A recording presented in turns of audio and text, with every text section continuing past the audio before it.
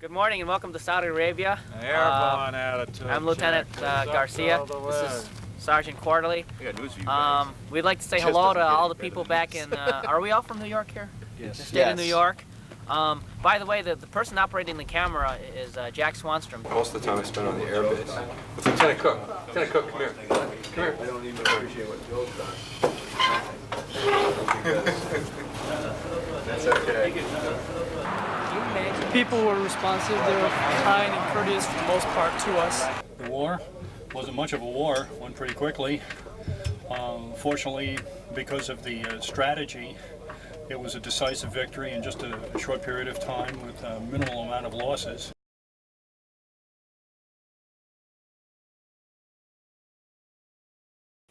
I was at work, and Ray Schulteis, the first sergeant, called me at work. Hadn't even been home 5 minutes probably, and the phone rang, and it was First Sergeant Ray Schulteis. It was Ray Schulteis, who was the first sergeant of the 401st. You know, lo and behold, Ray Schulteis calls. Hi, this is Ray. And he just said, Raging Bull. Raging Bull, Raging Bull. Which was the activation code. And then I said, oh my. And then there was a pause. And then I said, could you say that again? And he said it again. There was an adrenaline pop, you know, because that was it. I remember the day that Iraq invaded Kuwait. It was all over CNN. CNN had some pretty broad coverage. We all watched this carefully because there were, obviously, the rumor mill indicated that civil affairs was going to be pulled into this if there was a deployment. Now, you know, we're talking about this desert, and, you know, this war is going to take place in this desert, and about the only thing out there are Bedouins and camels. So we're thinking, well, there's no need for civil affairs out there. What are we going to do? We were under the impression that that there were 4 million, that the Iraqi army was 4 million man strong. We were under the impression that there were weapons of mass destruction. We were under the impression that there were chemical weapons deployed in theater. We have been placed on active status. The alert is now full-blown. You have to be back here. We have a leaving date of January 5th, 1991. There was a good chance that I may not return, and you know, my wife was kind of upset about that. So just, you know, take things as they go. It was thick and heavy with sadness. Families were there. The image I had, I think, where I really knew that this was, the reality really hit me, was to see my mother and my two sisters just waving at the bus goodbye. I would not allow myself to break a single tear. I did not want to show any sign of weakness, although it's not weakness to do that, but at the time, I had to keep my act together. When we finally loaded up the buses, the folks from the hospital unit were drilling, and I thought that was kind of nice, because as we were pulling out of the parking lot, they were all there and wished us, gave us a nice send-off. It was very nice. We're off to Fort Bragg, and then at Fort Bragg we're going to have more training and more of the same, but it was definitely, I had a lot more adrenaline, and it was a bit more, how would you say it, serious, to the point of we're really getting a little bit serious here, because the training was very intense. They were trying to maintain the teams together for the most part. Not all of them did. Some team members went on different planes. Remember, they had a C-130, they had a C-141, and a C-5. We landed in Mildenhall Air Force Base, and then we landed in Dhahran. Got off the aircraft, got on a bus driven by a civilian, a local. My first time in the Middle East, so it was a little unusual. This is nice and warm over here. This is nice. I remember just trying to comfort myself, because I don't hear any explosions. Okay, that's good. Well, we are in Saudi. Good morning and welcome to Saudi Arabia. Airborne attitude. I'm Lieutenant Garcia. They had buses waiting for us, and then we loaded the buses and then went to the location that was going to be our billets, and that was Khobar Towers. And I remember pulling into Khobar Towers later on that night, and finally just, oh, this is my bunk, here we are. What I recall is that we set up a main base of operations on the Iraqi side.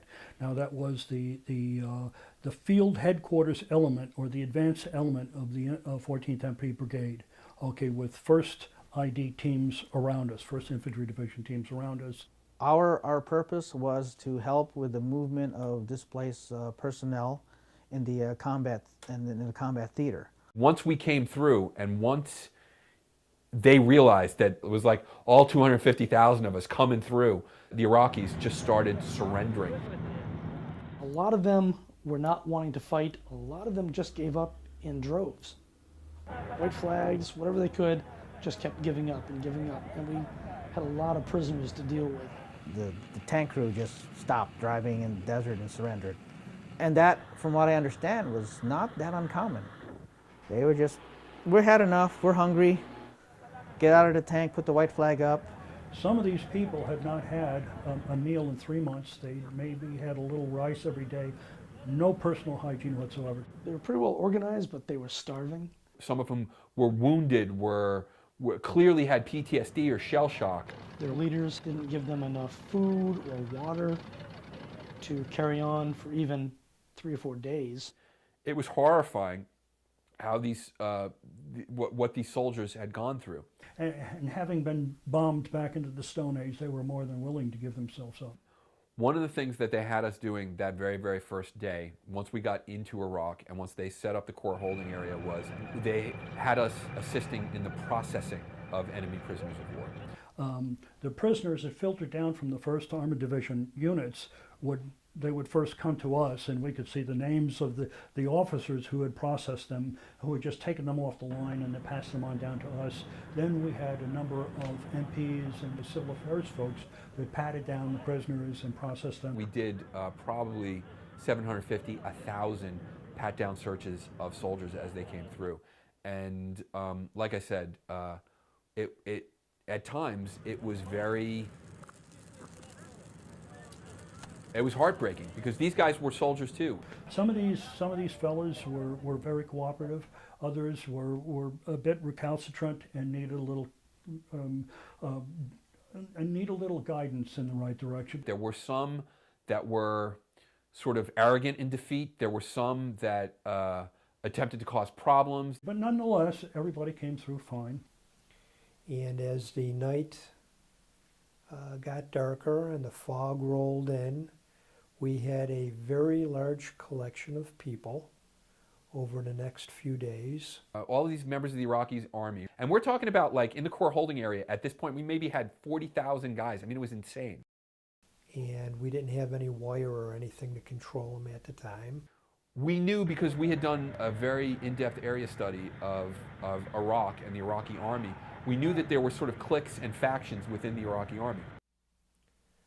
If I remember correctly, the vehicles were in a big circle, and they kept them running all night with the headlights on so that we could keep an eye on the folks. They didn't actually listen to us, and as a result, a huge riot broke out the first night.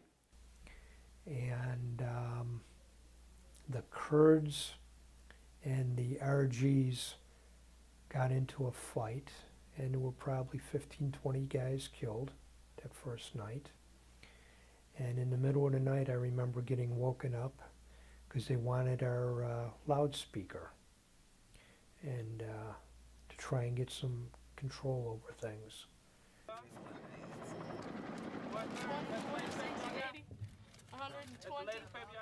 Our mission was to support the MPs and go in to secure or clean up any remnants of the Iraqis in a place called Al-Jahara, which is a suburb of Kuwait City on the west part of the city. And it was a pretty large military installation. It was basically, during peacetime, was used as a police station.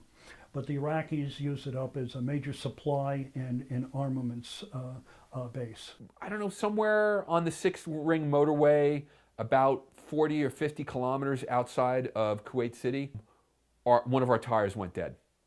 Actually, the vehicle had hit a piece of shrapnel, which really ripped the tire. So the one team was going to remain stationary. So what they did was they called in to the 14th Brigade and the Corps and said, okay, we've got these guys. They're in the area. What can we task them to do? And what they did was they sent myself, Lieutenant Cook was in command, but Lieutenant Cook, myself, and our Kuwaiti translator, they sent us to Ali Al Salim Royal Kuwaiti Air Force Base. Most of the time I spent on the air base. It's Lieutenant Cook. Lieutenant Cook, come here. Come here. I don't even appreciate what Bill's done. That's okay. Once we had secured Al Jahara, the police station there, I went back. I returned with, I believe, my driver, Sergeant Latona, to secure this tire and to see if we could help out and get this team back on the move. Waited for daylight and spare parts or a spare tire to show up. So I drove back to our point in Iraq that we had secured just across from the Kuwaiti police station there, secured a tire, brought it all the way back to Ali Al Salam Air Base, and we were able to get the vehicle running. Unfortunately, this was an overnight operation, and we had 2 or 3 men on the ground there during hostile operations, and it was very uncomfortable. At the air base, if memory serves, there were a lot of unexploded cluster bombs around. There were burned out munitions, unexploded ordnances everywhere.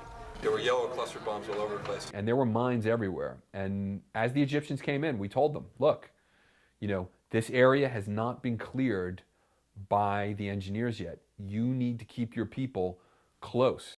Then they started playing around with the ordnance. We warned them about the ordnance, how devastating it would be. And if I remember correctly, there was an American MP there who was just getting done being sick to his stomach because a number of Egyptian kids had gotten themselves blown up trying to collect cluster bombs and that. It was an anti-tank mine. So you're talking about, you know, like vapor. Next day, 2 of them were blown up by playing with the stuff. So the MPs dumped their bodies in their vehicles and took them over to the Egyptian commander. I was very, very pleased at the way the people genuinely received us. They took us into the homes and fed us and took our pictures and provided us the kind of, warmness. We went into Kuwait City and dropped off the translator at his family's home. And then I remember going to the part of town where the translator was from. And if I remember correctly, his family had kind of a big celebration. And it was great, though. It was interesting. They were typically gracious Arabs in the sense that they immediately invited us to a meal. And of course, we had been eating, you know, MREs for weeks. So we weren't going to turn it down. We went inside. And we had a dinner and stuff there amidst all the gunshots in the background. So it was a kind of a unique experience. It was great food. I mean, it was unbelievable. We had, you know, now having lived in the Middle East for, you know, 10 years, I know exactly what it is, but it was sort of like a biryani, rice with shrimp, and they must have been saving this for forever, you know. But man, they treated us really well. They were so happy to see their son. They were so happy to see us, and that was that. Well, see, the war was still going on as we went into Kuwait City. Kuwait City was being secured, and so there was much, you know, the fighting had been pushed north. We were really, for the most part, in control. I would say 9/10 of the city, from what I remember at that time. So after we finished that, they came up with another plan for us. They realized that Kuwait had been just hit hard. I mean, really, really hard. Not just by the Iraqis, but parts of Kuwait had been hit hard by us as well. I don't know. As far as Iraq and Kuwait are concerned, well, Kuwait is just absolutely destroyed and devastated. It's going to take them a lot of money and time and effort to clean it up. But as far as Iraq is concerned, boy, it was just crazy. All kinds of weaponry and, I mean, totally destroyed. I think we're still concerned with you know, hostile operations and force protection. We were supposed to go in and we were supposed to determine, you know, what was required at the airfields or the military bases, what we needed, whether or not the desalination plants worked, whether or not the electrical stations worked, the generator plants worked, whether or not the hospitals were up and running, what was the status of the American Embassy, what was the status of the Emir's residence, the Kuwait International Airport. But nonetheless, the Kuwaiti population, these people were just very gracious and so appreciative of our being able to liberate them from this enemy. You have no idea how harsh these Iraqis were with the civilian population, especially the Kuwaiti resistance. Some of these people were tortured to death. They had mass executions. The sites were still covered with blood, and even placed the bodies were never even buried. So what this is really not an army that would do this. These were just butchers that did this to these people. I remember going in and clearing at least one building, and then going in after doing a proper clearing procedure, smelling something absolutely horrific. And I put on my gas mask and I walked in, and in a separate room further in the back, I found the remains of a human that had been chained and wrapped and hanging from the ceiling, and he had been burned alive. But yet we really were pleased. I didn't think we would be that well received because of the cultural differences. But these people were really gracious and so pleased that they were being liberated. People were responsive. They were kind and courteous for the most part to us. And we, as a whole, the U.S. military and our allies, had then liberated Kuwait City. Well, coming back from Kuwait, I remember mine went off near our vehicle. I think it was around Nelligan. A mine went off, and it was pretty shaking, just to say the least. And it was loud, and there was smoke, and I remember the back of the vehicle going up about 45 degrees. My concern was, I'm alive, but what about the guys in the back? I remember yourself scrambling for body armor and that. I was always trying to convince the soldiers to keep their body armor on and their helmets on. It's important just in case. Gary Mastrolio turned around and started screaming at me to put on my helmet and my flak jacket. And one of my soldiers, unfortunately, didn't, but he survived the blast. Like I said, I just remember it going up in the air and just thinking, this is it. When this blast went off, it really shook us up pretty well. We could see the smoke engulfed in the smoke and so on. And I thought the two soldiers in the back of the vehicle, I didn't know how they survived because we could feel the impact in the front of the vehicle. And, you know, sort of the back of the vehicle coming down and checking myself and wondering if all of it was there. Promise made to the then girlfriend about not wanting your lower region dismembered. This thing was really, really close. I'm surprised that none of the shrapnel went through the vehicle. I mean, we were blessed at that time when that thing went off. The mine screwed up the transmission of the vehicle, so the vehicle was in low gear. We went back with the front transmission working. The back transmission was taken out of the vehicle. And you had to rev it really, really high in order to get it to move fast enough. I mean, we just destroyed, just totally ground up the transmission to this Humvee driving back. But I mean, you know, we drove over a mine. What do you want? Lights had to be on thick clouds. It was essentially blotted out the sun, the oil clouds and all that. I could smell. I mean, oh wow, you know. I mean, sometimes the sun would be blocked out, you know, pretty much halfway with all the burning oil. I remember just driving around and oh my God, look at all the smoke here. I mean, you know, I mean it's the desert. You can readily see it. And very nasty feeling. Breathing it was uncomfortable, that type of thing. Who knows what we breathed over there? The air was just thick with black smoke, oil, toxins, whatever crap it is that we all breathe in. It has caused a lot of us respiratory problems. Primarily because as they were beginning to lose, Saddam sabotaged all of the Kuwaiti oil fields. He blew all of the wells. He set them all on fire. Not only that, we were using sabot rounds and depleted uranium shells. The M1 tanks were firing these things. These vehicles were burning. God only knows what was spewing into the air. It was a particularly toxic environment. There was a lot of discussion that Saddam had some more unusual chemical weapons and stuff. The war wasn't much of a war, went pretty quickly. Fortunately, because of the strategy, it was a decisive victory in just a short period of time with a minimal amount of losses. The first time we heard about it was, I think, once we rotated back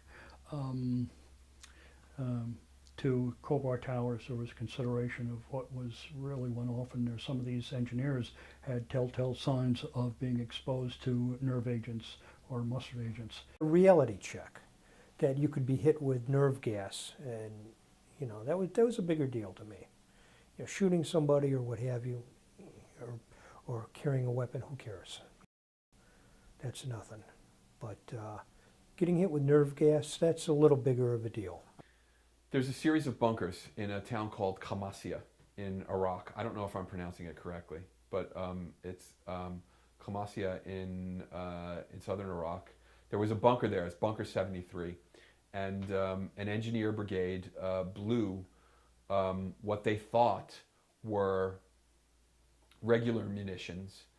They blew them in place. They were destroying, Iraqi weapons. As it turns out, there were sarin shells in there. So apparently a significant amount of sarin nerve agent was released into the atmosphere. Somewhere between 2 and 5 years later, I received 2 letters, one from DOD and one from the DOA, Department of the Army. And they said that I had been in such proximity to this location and downwind, so that there was a very, very good likelihood that I and or the team that I was with were exposed to possibly low-level amounts of these chemicals. There were 2 that were mentioned. There might have been more. The only one I can remember and pronounce was sarin. We've been getting letters from the Army ever since. I think the first one was in the 90s. There was another one in early 2000s, and then another one in 2005, 2006, somewhere around there. But it was basically saying, hey, you should know that you were exposed to this. It's sarin or silosarin gas, and that there's a statistically higher incidence of brain cancer in people who have been exposed to this agent. I have noticed certain some skin ailments. I did have skin problems for a long time, but they went away. My personal physician says they kind of blew it because there were some abnormalities noted that the VA didn't think of following up on. Was it because of my experience in the Gulf? It could have been caused by any of those chemicals. It could have been caused by any of the oil or other toxins that may have been in the air. They don't know. And will they ever know? Probably not.